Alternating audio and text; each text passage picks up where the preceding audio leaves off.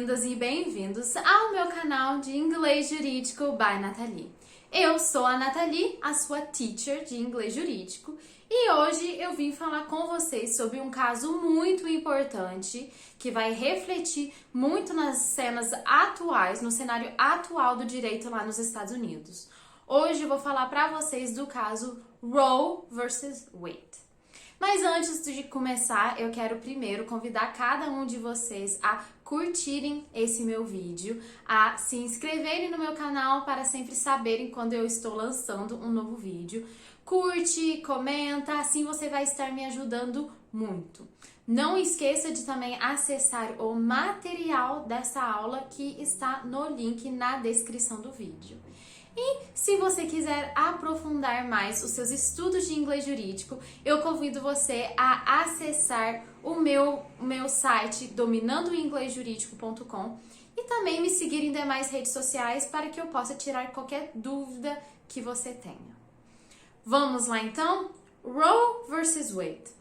Bom, gente, o que esse caso é sobre? O Roe versus Wade é conhecido como o caso que legalizou o aborto lá nos Estados Unidos.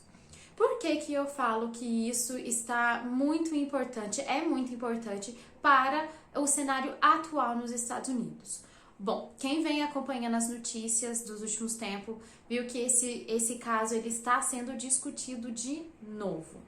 Não vou entrar muito em detalhes porque existem muitas informações por aí, então eu estou esperando sair a decisão oficial da Suprema Corte nos Estados Unidos para abordar esse assunto com vocês. Então vai ter um outro vídeo com esse assunto. Hoje eu vou fazer o background com vocês, eu vou dar as informações necessárias sobre o caso para que quando saia a notícia oficial, quando saia a decisão oficial, vocês não ficarem perdidos. Então, vamos lá. Vamos ver o que aconteceu no Roe versus Wade. O Roe versus Wade, vocês precisam contextualizar que mais ou menos lá na década de entre 1850 e 1950, o aborto não era permitido lá nos Estados Unidos. Depois de um tempo, os estados começaram a passar leis autorizando o aborto em certos casos. Na maioria dos estados, era possível somente efetuar o aborto quando existia um risco na vida da mulher. Mas isso, como a gente sabe, foi mudando. Qual que era o maior problema dessas leis? As leis que já existiam antes do Roe versus Wade. Essas leis eram muito abrangentes e causavam bastante problemas, especialmente para profissionais da área da saúde, para os médicos. Porque dentro da própria comunidade haviam divergências se os casos específicos realmente tinham risco à vida da mãe ou não, né? Da gestante, melhor dizendo. Então, acontecia muito de médicos realmente recomendarem o aborto para salvar a vida da gestante, porém, essa decisão ser questionada e depois os médicos sofrerem sanções por causa disso. Mas vamos lá, como que a gente chegou nesse ponto? Bom, a Jane Roe, que na verdade não era o nome dela, ela usou o nome falso para justamente ela não sofrer as repercussões desse caso. Ela engravidou e ela queria ter um aborto. Ela era cidadã do estado de Texas.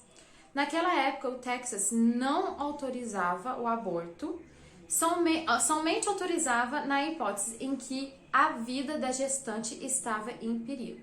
Então, o que a Roe fez? Ela foi e ela processou o District Attorney, ou procurador do distrito, né? Para autorizar ela a ter um aborto. Esse procurador, o sobrenome dela era Wade, por isso o nome do caso, Roe versus Wade. O argumento dela é que ela tinha o direito à privacidade. Então, o que ela fazia com o corpo dela era a escolha dela. O argumento inteiro do Roe versus Wade é baseado na privacidade. E só que o que acontece? A privacidade não está listada, não está elencada especificamente na Constituição americana. Então, na verdade, ela estava se baseando numa interpretação das emendas constitucionais. Então, o caso dela era baseado em interpretações. Só que o Estado argumentou que o direito à vida superava o direito de privacidade. Então, esses foram os argumentos oferecidos lá. Qual que foi o resultado? Pegando o caso concreto, gente. Lembrando que a Roe não era o nome dela de verdade e ela já tinha tido filhos previamente. Ela teve uma história extremamente complicada. Esse neném seria a terceira filha dela, que inclusive ela não conseguiu fazer o aborto, porque quando saiu a decisão final autorizando o aborto para ela, a neném já tinha nascido. Então foi a terceira criança da Jane Roe, que na verdade o nome dela real era Norma McCorvey, e essas 3 crianças foram adotadas. Ela deu essas 3 crianças para a adoção. Então, tudo isso, gerou uma grande discussão sobre a análise do caso em si. Então, a autorização do aborto. Então, vamos lá. Como que foi a decisão? A decisão elenca que no primeiro trimestre da gravidez, ou seja, nos primeiros 3 meses, o direito à privacidade da mulher é de maior interesse do que o interesse do Estado de proteger o feto. No segundo trimestre, aí já muda um pouco. O interesse do Estado já aumenta, só que o interesse do Estado em proteger a saúde da mulher de um perigo potencial que a gestação pode oferecer já é maior do que a proteção do feto, ou seja, pode ter uma justificativa para o aborto. Então, primeiro trimestre, direito da mulher. Ela faz o que ela achar melhor, sua privacidade prevalece. No segundo trimestre, já iguala mais um pouco. Então, se pode vir a ocorrer algum perigo, já é o suficiente para autorizar o aborto. Agora, no terceiro trimestre dos últimos 3 meses da gestação, aí o interesse do Estado de proteger uma vida, de proteger a vida do feto, é maior do que o direito à privacidade da mulher. Ou seja, nesse último trimestre, é só quando tem um perigo muito grande mesmo à vida da gestante em que era autorizado o aborto. Então, foi mais ou menos isso. O caso Roe vs. Wade estabeleceu esses parâmetros e também declarou que era inconstitucional qualquer estado lá dos Estados Unidos proibir totalmente o aborto ou colocar limites excessivos para ele. Então, essas foram as orientações do caso em que os estados, desde então, deveriam obedecer. Na prática foi um pouco diferente, demorou e ainda existem muitas restrições dependendo do estado em que você estiver falando lá nos Estados Unidos. Porém, no geral, esses foram os direitos que foram alcançados. Agora, é isso que aconteceu aqui para vocês ficarem sabendo do Roe vs. Wade. O que está acontecendo hoje em dia?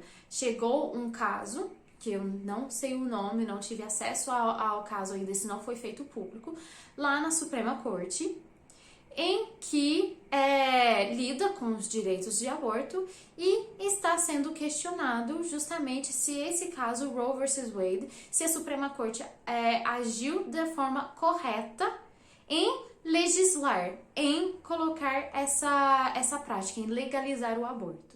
Então, isso que está acontecendo.